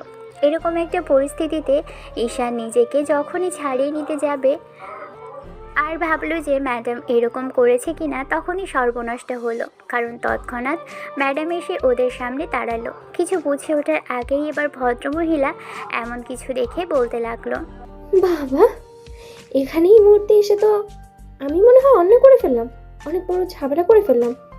নাহলে তোমাদের প্রেম ভালোবাসাটাই ব্যাঘাত ঘটতো না। তোমরা আসলে অন্যরকম একটা মুহূর্তে ছিলে, আমি এসে বোধহয় বাধা দিয়ে ফেললাম, তাই না ঈশান? ম্যাডামের কথাগুলো কানে পৌঁছতেই ঈশান তাড়াহুড়ো করে ওকে জড়িয়ে ধরে রাখা ব্যক্তিকে জোর করে ছাড়িয়ে নিল। তারপর মেয়েটাকে দাঁড়িয়ে থাকতে দেখে ওর এক্স গার্লফ্রেন্ড অর্থাৎ সেই মেয়েটাকে ধাক্কা মেরে দূরে সরিয়ে দিয়ে বলতে লাগলো, ম্যাডাম আমার কথা শুনুন, আপনি আমাকে ভুল বলছেন, ও আসলে আমার। ঈশান কথাটা বলে শেষ করতে পারলো না। তার আগেই ভদ্রমহিলা কষিয়ে ওর মুখে একটা থাপ্পড় মারল। তারপর কাঁদো কাঁদো কণ্ঠে বলতে লাগলো, আমি তোমাকে বিশ্বাস করেছিলাম ঈশান, সবার সাথে তোমাকে এত স্বাভাবিকভাবে দেখে ভেবেছিলাম তোমার মতো একটা ছেলে হয় না, কিন্তু তোমার মতো লম্পট যে দ্বিতীয়টা হয় না সেটা আমি ভাবতেও পারিনি। আজকে চোখের সামনে থেকে না দেখলে হয়তো বিশ্বাসই করতে পারতাম না। ভালো তো এটাই হয়েছে যে বিয়ের জন্য সময় নিয়েছিলাম, নাহলে তোমার আসল চেহারাটা আমি দেখতেই পারতাম না। আর কত জায়গায় কতজনকে রেখেছো তুমি, এখানে আমি তোমাকে দেখা করতে আসতে বললাম আর চোখের আড়ালে এসে একটা মেয়ের সাথে। জি, আমি তো তোমাকে বিশ্বাস করতে শুরু করেছিলাম ঈশান, জুনিয়র ভেবেও কখনো অবহেলা করিনি, উল্টো আরো তোমাকে নিজের সাথে জীবনের সাথে জড়াতে নিয়ে এসেছিলাম, আর তুমি এমন করে আমার বিশ্বাসটা ভাঙলে। ঈশান কিছু বলতে পারল না। তার আগেই ভদ্রমহিলা কান্না করতে করতে যখনই পিছন দিকে ফিরে চলে যেতে নিবে, তখন ঈশান ওনার হাত ধরল। সাথে সাথে ভদ্রমহিলা ওর দিকে ফিরে কষিয়ে একটা থাপ্পড় মারল। ঈশান কিছুক্ষণ অবাক চোখে মেয়েটার দিকে তাকিয়ে থাকলো। আর মিশমি ম্যাডাম ওকে হাজারটা গালিগালাজ আর বাজে কথা বলে ভদ্রমহিলা যখন চলে যেতে গেল, তখনই ওর এক্স অর্থাৎ প্রাক্তন মেয়েটা বলতে আরম্ভ করলো, বেবি। ঈশান এবার বাঘের মতো একটা গর্জন করে উঠল। তারপর কষিয়ে মেয়েটার গালে একটা থাপ্পড় মেরে দিল। তাতেও ক্ষান্ত হলো না ছেলেটা। মেয়েটার গলাটা চেপে ধরলো এক হাতে আর বলতে লাগলো, চলে গিয়েছিলি না আমার লাইফ থেকে, তাহলে আবারও কেন জ্বালিয়ে পুড়িয়ে মারতে এসেছিস? তোকে আমি বলেছিলাম না আমার লাইফ থেকে দূরে সরে যেতে? আমাকে এবার অন্তত রেহাই দে। অন্য কারোর সাথে বেড শেয়ার করে এসে এখন আবার আমার কাছে এসেছিস ভালো সাজার জন্য? তুই কি ভেবেছিস আমি সবটা ভুলে গেছি? তুই সেদিন আমার সাথে ব্রেকআপ করে দিয়ে এখন আবার এসেছিস আমার জীবনটা এলোমেলো করে দিতে? তোর করা বিহেভিয়ার ভুলে গিয়ে অন্য কারোর সাথে লাইফটা সাজাতে চেয়েছিলাম, আর তুই সব কিছু শুরু হওয়ার আগে শেষ করে দিলি। যে মেয়েটা আমাকে একটু একটু করে বিশ্বাস করতে শুরু করেছিল, তার সামনে তুই আমাকে ছোট করে দিলি। ঈশান মেয়েটাকে গলা চেপে ধরতেই মেয়েটাকে কাঁচতে আরম্ভ করলো। এরই মাঝখানে কোথা থেকে যেন বন্ধুরা এসে ওকে আটকে দিল। তারপর জোর করে ওকে সেখান থেকে নিয়ে যেতেই ঈশান কিছুক্ষণ নীরবে বসে রইল। ছেলেটার চোখ জোড়া লাল হয়ে আসছে। সবার সামনে থাকলে হয়তো কান্না করে দিবে। একটু বাদেই ঈশান বাসার উদ্দেশ্যে চলে গেল। ছেলেকে এরকম এলোমেলো অগোছালো দেখে আম্মু আর বোন জিজ্ঞেস করলো বিষয়টা, কিন্তু ঈশান তেমন কিছুই বলল না। এই ঘটনার পর 5টা দিন ঈশান ম্যাডামের সাথে যোগাযোগ করার চেষ্টা করলো। আর যতবার যোগাযোগ করতে চেয়েছে মেয়েটা ততবারই ওর সাথে খুব বাজে ব্যবহার করলো। এমনভাবে মিসবিহেভ করলো যার জন্য ঈশানের এতটাই খারাপ লাগছিল ও বলে বোঝাতে পারবে না কাউকে। তারপর শেষ যেদিন মেয়েটার সাথে ফোনে কথা হলো, সেদিন মেয়েটা বলতে লাগলো, ভুল করেছিলাম তোর সাথে সারা জীবন কাটানোর সিদ্ধান্ত নিয়ে। আমি অন্যায় করেছি, সেই ভুলের শাস্তি আমি পাচ্ছি। তোর মতো একটা বখাটিকে আমি হুটহাট করে বিশ্বাস করে ফেলেছি। বুঝতেও পারিনি যে তুই আমার সামনে ভালো সাজার জন্য একটা প্ল্যান সাজাবি। আসলে তোর চরিত্রই ঠিক নেই। আজকের পর থেকে তুই কখনোই আমার সামনে আসবি না, আর যদি আসিস তাহলে আমার থেকে খারাপ আর কেউ হবে না বলে দিলাম। এটাই আপনার শেষ কথা? হ্যাঁ হ্যাঁ, এটাই আমার শেষ কথা। আমি তোকে আর চোখের সামনে দেখতে চাই না। তোকে আমার সহ্য হয় না, তুই বুঝতে পারছিস না? একটাবার তো আমার কথা শোনা উচিত ছিল আপনার ম্যাডাম। আপনি একটা সুযোগও দিলেন না আমাকে, বারবার নিজের মতো করে সবটা বলে গেলেন। আর সবচেয়ে বড় ব্যাপারটা কি বলেন তো? তবে আমি এইটুকু ভাবছি যে এত কিছু হয়ে গেল, সবাই আমাদের বিয়েতে রাজি, সামনে বিয়ের দিন তারিখ পর্যন্ত সামনে কয়েকদিনেই ঠিক করা হবে, আর আপনি এখন কি করবেন? তোর কি মনে হয় আমি এই বিয়েটা করব? তুই যদি ভেবে থাকিস ইমোশনালি ব্ল্যাকমেল করবি কিংবা এই বিয়ের কথা বলে আমাকে নরম করবি, তাহলে কখনোই সেটা হবে না। আমি আজকেই আব্বুকে বলবো তোর সাথেই যেন আমার বিয়েটা ভেঙে দেয়, কারণ আমি তোর মতো একটা লম্পটের সাথে থাকতে পারবো না। আর তোকে বিয়ে করা সেখানে তো অনেক দূরের ব্যাপার। মিশমির সাথে ঈশানের সেদিনই শেষ কথা হলো। তারপর থেকে আর না কখনো দেখা হয়েছে, আর না কখনো মেয়েটার সাথে নিজে থেকে ইচ্ছে করেছে যোগাযোগ করতে। কারণ সেদিন আবু বাসায় আসার পর ঈশানকে অনেক বকাঝকা করলো, হাজারটা বাজে কথা বলল। শেষে ঈশান আব্বুকে সবটাই বলল। সব শোনার পর আব্বু তো চুপ করে রইল, কিন্তু বিয়েটা ওদের ভেঙে গেল। কেউ খুব বাজেভাবে প্রতারণা করার পর ঈশান ভেবেছিল ম্যাডাম যেহেতু চাইছে ওর সাথে সারাটা জীবন কাটাতে, বিয়ে করে নিতে। আর প্রথমে যখন দেখা হওয়ার পর ভেবেছিল ম্যাডাম রাগ করবে, তারপর যখন পরিস্থিতিটা তার উল্টো হলো, ম্যাডাম ওর কেয়ার করতে শুরু করলো। আর এই 15টা দিনই মেয়েটার উপর মায়া জন্মে গিয়েছিল, তাই বারবার চেষ্টা করছিল কথা বলার, আর বিয়েটাও যদি নাও হয় তারপরও সত্যিটা বলার। কিন্তু সত্যিটা শোনার মতো সময় যেন মিশমি ম্যাডামের হলো না। মেয়েটা থেকে এরকম একটা অপমান আর আব্বু থেকে এতগুলো কথা শোনার পর বিয়ে করার ইচ্ছেটাই মরে গেল। সেদিনের পর প্রায় কেটে গেছে পুরো একটা বছর, আর এই একটা বছরে অনেক কিছুই চেঞ্জ হয়েছে, অনেক কিছুই নষ্ট হয়েছে, অনেক কিছুই আবার নতুন করে গড়ে উঠেছে। সেদিনের পর ঈশান দেশের বাইরে চলে এসেছিল। এক সপ্তাহ পরেই আবুর কাছে অনেক রিকোয়েস্ট আর জোর জবরদস্তি করে দেশের বাইরে চলে এসেছিল। এত বড় অপমান আর মিথ্যা একটা কথাকে কেন্দ্র করে ম্যাডাম ওকে এত বেশি অপমান করেছিল, আর সবার সামনে এরকম করে সিন ক্রিয়েট করেছিল, যার জন্য মেয়েটার আর মুখটাও দেখার ইচ্ছে হয়নি। মেয়েটা নিজে থেকে আসলো, আবার নিজে থেকে ওর লাইফ থেকে চলে গেল। ঈশান চায়নি ওনার সামনে আর জোর করে যেতে, তাহলে কেনই বা সেদিন এরকম করে সবার সামনে বলেছিল বিয়েটা করে নেবে। আজও সেই কথা প্রতিটা রাতে ঈশানের মনে পড়ে। ছেলেটা নিজে থেকে মেয়েটা আর ওর বলা কথাগুলো ভোলার চেষ্টা করলেও ভুলতে পারেনি। ভেবেছে হয়তো এসব আর কখনো ভোলা সম্ভব না, কারণ ভদ্রমহিলা ওর মনে একদম গেঁথে গেছে। তারপর ভোলার চেষ্টা করেও ভুলতে পারেনি। গত 1 বছর যাবৎ ছেলেটা দেশের বাইরেই পড়ে আছে, ওখানেই বিজনেসটা সামলাচ্ছে। এরই মাঝে বোনের বিয়ের কথাবার্তাও চলছে ঈশানের, কিন্তু ছেলেটা দেশে যাবে বলে একবারও বলেনি। আম্মু এই নিয়ে অনেক কান্নাকাটি করে আর দেশে ফিরে যাওয়ার জন্য বলে, আর বলে কখনো ওকে বিয়ের কথা বলবে না। সেটার জন্য ঈশানও বলেছে খুব তাড়াতাড়ি দেশে ফিরে যাবে। 1 সপ্তাহ পরের ঘটনা। সেদিন অফিসের বড় একটা মিটিং শেষে যখন খুব বড় ধরনের একটা ডিল ফাইনাল করলো, তারপরই ওর বিজনেস পার্টনার অর্থাৎ যে কোম্পানির সাথে ডিলটা ফাইনাল হয়েছে তাদের পক্ষ থেকে একটা মিটিংয়ের অ্যারেঞ্জমেন্ট করা হয়েছে। ঈশান সেই পার্টিতে অনিচ্ছা সত্ত্বেও গেল। তারপর সবার সাথে বেশ পরিচিত আর আলাপ আলোচনা করলেও এখন আর আগের মতো সে নেই। আগের মতো হাসি খুশি কিংবা সবার সাথে নিজে থেকে আগ বাড়িয়ে কথা বলতেও চায় না, কারণ আগ বাড়িয়ে কথা বলতে গিয়েই ওর সাথে এরকম কিছু হয়েছিল। প্রথমে ওই মেয়েটার সাথে প্রেম ভালোবাসা হলো, তারপর দ্বিতীয়বার আবার ম্যাডামের সাথে এরকম সম্পর্কে জড়ানোর পরে বিয়ের প্রতিশ্রুতি নিয়ে অনেকটাই মনে একটা আশা বেঁধেছিল। তারপর থেকে ঈশান নিজেকে একদম কাজের মধ্যে ডুবিয়ে রাখার চেষ্টা করে আর সবার থেকে আড়ালে রাখার চেষ্টা করে, কিন্তু এতে ওর ব্যর্থতা নয়, তবে দুর্বলতা। ঈশান সবার থেকে লুকিয়ে যাওয়ার চেষ্টা করে নিজেকে আজকাল। যাই হোক, পার্টিতে এসে এখানকারই অফিসের ম্যানেজারের সাথে দাঁড়িয়ে কথা বলছিল। এরই মাঝে কোথা থেকে একটা কণ্ঠস্বর ভেসে আসলো, আর সেটা খুবই পরিচিত, খুবই চেনা জানা মনে। কণ্ঠটা আগে কোথাও একটু শুনেছে। তারপর যখনই পিছন ফিরল, খেয়াল করে দেখলো কেউ একজন ওর দিকে উৎসুক জনতার মতো তাকিয়ে আছে। পিছনে ফিরেই অবাক হলো ঈশান, কারণ এই মুহূর্তে মিশমি অর্থাৎ কলেজের সেই রাগী ম্যাডাম আর আব্বুর সেই বন্ধুর মেয়ে দাঁড়িয়ে আছে।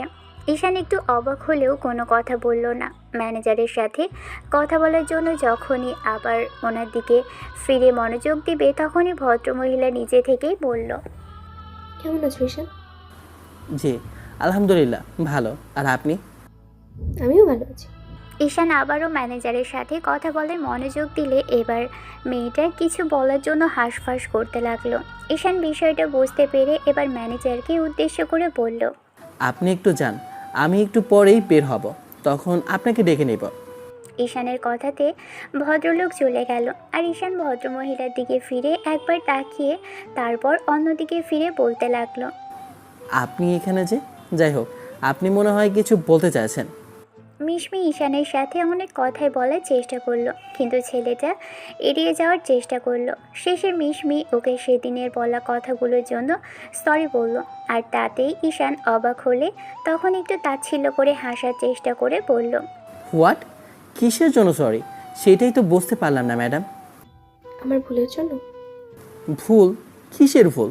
সেদিন তুমি চলে আসার পর থেকে তোমার সাথে আর দেখা হচ্ছিল না। 1 মাস পর যখন তোমার সাথে দেখা হয়নি, তারপর কেমন যেন সন্দেহ হচ্ছিল। তখন তোমার সাথে করা মিসবিহেভটার কথা ভেবে আমি তোমার বন্ধুদের সাথে কথা বলি। ওই দিনের পর থেকে ওদের সাথে কথা বলিনি। তারপর নিজে থেকে কথা বললে ওরা আমাকে জানায় ওরা তোমার এক্স গার্লফ্রেন্ড ছিল। আর সেই দিন ওখানে কি হয়েছিল আর মেয়েটা তোমার সাথে কীরকম বিহেভ করেছিল সবটাই আমাকে বলেছে। তো না মানে আসলে এখানে এসে দেখলাম তুমি এখানে আসছো, অবাক হয়েছিলাম। তারপর খোঁজ নিয়ে জানতে পারলাম যে কোম্পানির সাথে ডিলটা ফাইনাল করছো, সেই কোম্পানির সাথে তুমি পার্টনারশিপে বিজনেস করবে। তাই এগুলো বাদ দিন, আর কিছু বলার থাকলে বলুন, আর না হলে আমি চলে যাব। অনেক রাত হয়ে আসে, আমি এখানে থাকতে চাইছি না। মিশমি কিছু বলতে চাইল কিন্তু বলতে পারছিল না। সেটা বুঝতে পেরে কিছুক্ষণ যাবৎ মেয়েটার দিকে তাকিয়ে থেকে তারপর অন্যদিকে ফিরে বলতে লাগলো, সবই বুঝতে পারলাম, কিন্তু আপনি এখানে কেন? অবশ্য আপনাকে এই কথা আমার জিজ্ঞেস করা উচিত না, তারপরেও বলতে হচ্ছে। ফ্রেন্ডের বিয়েতে এসেছিলাম আর তারপরে কিছুদিন এখানে আছি। আর আজকে ওর আব্বুর কোম্পানির সাথে তোমার ডিলটা ফাইনাল হয়েছে, সেই জন্যই পার্টিটা আয়োজন করা। আর ও আমাকে আসতে বলেছিল, তাই এসেছিলাম। আর তারপরেই তোমার সাথে। আপনার বলা শেষ হয়েছে? না আসলে আমি আরও কিছু বলতে চাইছিলাম, তাই আমাকে। কিন্তু আমার শোনার ইচ্ছে নেই। আপনি যতদূর বলেছেন ততদূর শুনেছি, এটাই অনেক। স্যার প্লিজ একটু শোন। আপনার সাথে কথা বলেছি, সেটাই কি অনেক নয় বলেন? মিশমি মাথা নিচু করে ফেলল। ঈশান একটা দীর্ঘ নিঃশ্বাস ফেলে চলে আসতে গেলে হঠাৎ পিছন থেকে হাতে হাত টান পড়তেই বুঝতে পারল মেয়েটা ওর হাত ধরেছে। ঈশান সাথে সাথেই পিছন দিকে ফিরল। মিশমি ভাবলো ঈশান রাগ করবে, কিন্তু ছেলেটা বেশ খানিকটা বিরক্তি নিয়ে তাকালো। তারপর একটা দীর্ঘ নিঃশ্বাস ফেলে নিজের রাগটা কন্ট্রোল করে হাত ছাড়িয়ে নিয়ে বলতে লাগলো, গত 1 বছর আগে যেটা করেছেন, তারপর আপনার সাথে সিনকেট করে নিয়ে এইটাই অনেক। এইখানে একটা পার্টি চলছে, এখানে এসে পার্সোনাল বিষয়ে আমি কোনো ঝামেলা চাইছি না। আপনার সাথে কথা বলেছি, অনেক হয়েছে, আর আমি সেই জন্য বাইরে চলে আসছিলাম। আজকে সেই সত্যিটা আপনাকে বললাম। আপনার জন্য যে কাণ্ডগুলো ঘটেছিল সেটার জন্যই পালিয়ে আসতে হয়েছে, কারণ সবাই একই কথা বলতো। বিয়েটা ঠিক হলো, তাহলে ভাঙলো কেন? এখন আবার এখানে এসে কি নাটক করতে চাইছেন আপনি? মেয়েটার চোখে পানি টলমল করতে লাগলো। ঈশান স্পষ্ট বুঝতে পারলো এই বোধহয় কান্না করে দিবে। ছেলেটা কিছু বলবে তার আগে মেয়েটা 2 হাত জোর করে বলতে লাগলো, ঈশান প্লিজ একটু শোনো, প্লিজ একটু সময় দাও আমাকে। আজকেই শেষবার, এরপর আর তোমাকে কখনো বিরক্ত করবো না। ঈশান কিছুক্ষণ দাঁড়িয়ে থেকে তারপর ভাবলো এখানে এমন কিছু যদি বলে ফেলে মেয়েটার, তাতে যদি মাথায় রাগ উঠে যায়, দেখা যাবে সিন ক্রিয়েট করে বসবে নিজেই। তাই দুজনেই বাসার বাহিরে চলে আসলো। তারপর রাস্তা দিয়ে হাঁটতে লাগলো দুজন পাশাপাশি। ঈশান পকেটে 2 হাত গুজে সামনের দিকে তাকিয়ে হাঁটছে। আজকে মনে হয়েছে পুরো 1 বছর বাদে এসে মেয়েটাকে আদি খেতে দেখাচ্ছে। তারপরও কিছুক্ষণ চুপ করে থাকার পর একটা সময় মিশমি দাঁড়িয়ে পড়ল। ঈশান ওর দিকে ফিরতে মেয়েটা বলতে লাগলো, ঈশান আমি আমার কাজের জন্য খুবই লজ্জিত। সেদিনের ঘটনার জন্য তোমাকে আবারও সরি বলছি। আমি জানি এর কোনো প্রায়শ্চিত্ত হয় না, কারণ যে ভুলটা করেছি যার জন্য পুরো 2টা পরিবার আলাদা হয়ে গেছে।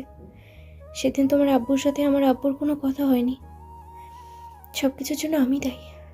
আমি তোমার কাছে হাত জোড় করে মাফ চাইছি। তুমি প্লিজ সব কিছু আগের মতো ঠিক করে নেওয়ার চেষ্টা করো। আমি খুবই অনুতপ্ত ঈশান। আমি বলছি আবার সব কিছু আগের মতো ঠিক করে নিতে চাই আমি। তুমি প্লিজ একটাবারের মতো আমাকে মাফ করে দাও। ঈশান তাচ্ছিল্য করে হাসলো, তারপর বলতে লাগলো, মনে আছে একদিন ক্যান্টিন ভর্তি সবার সামনে অপমান করেছিলেন, সেটা ফিরিয়ে দিতে পারবেন? আবার অফিসে গিয়েও আব্বুকে হাজারটা কথা শুনিয়েছেন। আপনার আব্বুকে বলেছেন, সেও এত এত কথা শোনালো আমাকে আর আব্বুকে। সব কিছু মিলিয়ে আপনার কি মনে হয় আপনি অতিরিক্ত আশা করে ফেলছেন? আপনি এত সুন্দরী একজন মেয়ে, আপনি চাইলে যে কোনো ছেলে আপনার পেছনে লাইন দিয়ে পড়ে যাবে, কিন্তু এতগুলো দিন পরে এসে এখানে আমাদের দেখা হলো আর আপনি এইসব কথা বলতে আরম্ভ করলেন। আপনি তো জানতেন না আমি কোথায় এসেছি, তাহলে এতগুলো দিন ধরে এগুলো মনে চেপে রেখে দিয়েছিলেন, নাকি এখানে দেখার পরেই আপনার ভালোবাসা উতলে পড়েছে?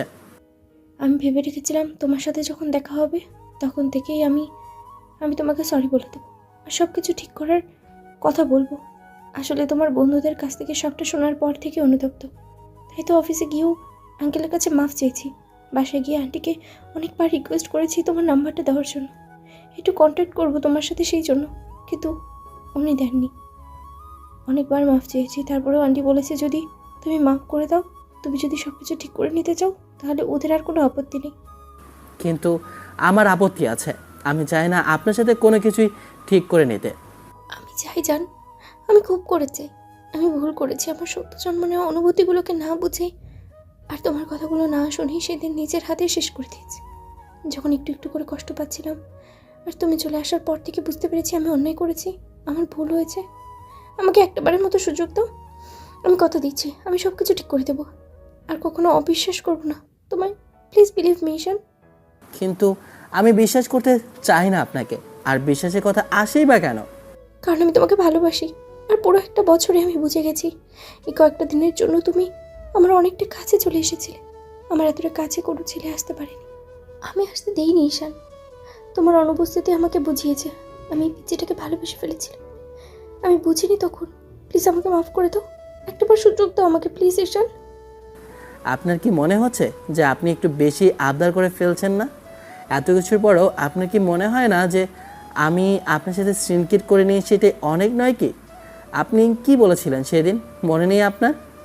আমি জানি আমার মুখটাও তুমি দেখতে চাও না, তার জন্য আমি কি এখন তোমার পায়ে দেবো বলো? পায়ে তোটা মাফ করে দিবে আমাকে?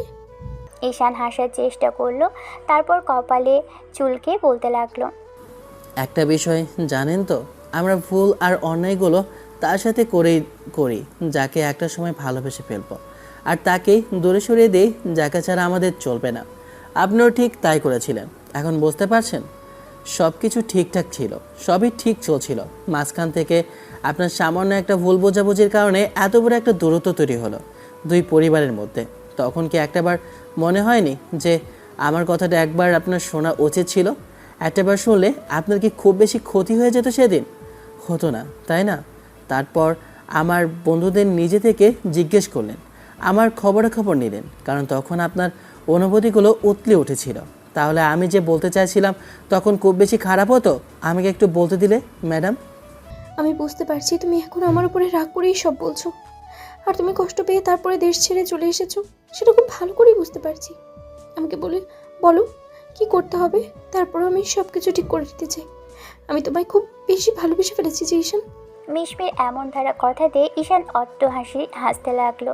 ঈশানের এমন কাণ্ডে এবার মিশমি কান্না করে ফেললো আর বলতে আরম্ভ করলো, তুমি আসছো কেন? বলো না আমায় কি করতে হবে, আমি সব ঠিক করে নিতে চাই। তুমি জানতেও না আমি তোমার জন্য অপেক্ষা করি, কিন্তু তুমি একটাবার যদি দেশে ফিরে যেতে বুঝতে পারতে আমি তোমার জন্য কতটা হাসফাস করছিলাম, নিঃশ্বাস বন্ধ হয়ে আসছিল আমার। ঈশান আগের মতোই সেই তাচ্ছিল্য করে হাসতে লাগলো। এবার মিশমিও উপায় না পেয়ে যখনই ওর পা ধরতে গেল তখনই ঈশান মেয়েটার দু বাহুতে ধরে ফেললো আর উঠিয়ে কিছুটা দূরে গিয়ে বলতে লাগলো, কি আজব কাণ্ড করছেন আপনি, আমার থেকে সিনিয়র, এখন আপনার আর আমার মাঝে অনেক দূরত্ব। সব কিছু আপনার জন্য হলেও এখন এগুলো ঠিক করা কিভাবে সম্ভব বলেন? আমি ঠিক করে নেব, আর কোনো অভিযোগ করার সুযোগও দেব না। তুমি যা বলবে তাই হবে, দেশে ফিরে দুজনে বিয়ে করে নেব। আব্বু যে তোমার আব্বুর সাথে সিন ক্রিয়েট করেছে তার জন্য পা ধরে আমি মাফ চাইবো, আব্বুকে দিয়ে সরি বলাবো আঙ্কেলের কাছে, তারপরও কি তোমার হবে না? সবাইকে বোঝাবো বিয়েটা আবার আগের মতো আর ঠিক করে দেব, সব কিছু আমি করবো ঈশান। নিজে দাঁড়িয়ে থেকে দেখো, যতক্ষণ পর্যন্ত না আমি তোমাকে পাবো ততক্ষণ পর্যন্ত আমি সর্বোচ্চ চেষ্টা করে যাব। ঈশান চুপ করে রইল, আবারও কপাল চুলকে একটু হাসার চেষ্টা করে বলতে লাগলো। আচ্ছা, ভেবে দেখবো। ঈশান কথাটা বলে শেষ করতে পারল না, তার আগেই মিশমি দৌড়ে এসে ঈশানের গলাটা জড়িয়ে ধরল। মেয়েটা পা দুটো উঁচু করে ঈশানের গলাটা জড়িয়ে ধরে বলতে আরম্ভ করলো। চেষ্টা না, আমি জানি তুমি আমাকে ভালোবাসো, আমি তোমাকে অনেক বেশি ভালোবাসি। I love you baby. ঈশানের কেন জানি আজকে খুব বেশি ভালো লাগছে। যে মেয়েকে রিজেক্ট করেছিল আজ আবার সেই মেয়ে নিজে থেকে মাফ চাইছে। পায়ে ধরতে গিয়েছিল ভালোবাসা ফিরে পাওয়ার জন্য। এই জন্যই রবি ঠাকুর বোধহয় বলেছিল, তুমি যদি কাউকে ভালোবাসো তাহলে তাকে মুক্ত করে দাও, সে যদি তোমার হয়ে থাকে তাহলে নিশ্চয়ই ফিরে আসবে। মিশমি হয়তো ঈশানেরই কপালেই ছিল, তাই মেয়েটা আবারও নিজে থেকেই ফিরে এসেছে ঈশানের লাইফে। মিশমি ঈশানকে জড়িয়ে ধরে হাজারটা অনুভূতি প্রকাশ করতে লাগলো। মিনিট 5 পরে ঈশান মেয়েটাকে দু হাতে বুকের সাথে শক্ত করে জড়িয়ে ধরল। এবার মিশমির খানিকটা শান্তি লাগছে ঈশানের বুকে মাথা রেখে। যাই হোক, সব গল্পে বিয়ে দিয়ে শেষ করলে সব গল্প একই রকম হয়, আর বিয়ে সংসার এগুলো প্রতিনিয়তই শোনেন। আজকের গল্পটা অন্যরকমভাবেই শেষ করলাম। ভালো থাকুক ভালোবাসা। দেখা হচ্ছে অন্য কোনো দিন অন্য কোনো গল্পে। ততদিন পর্যন্ত সুস্থ থাকবেন, ভালো থাকবেন, আমাদের সাথেই থাকবেন। ধন্যবাদ। আল্লাহ হাফেজ।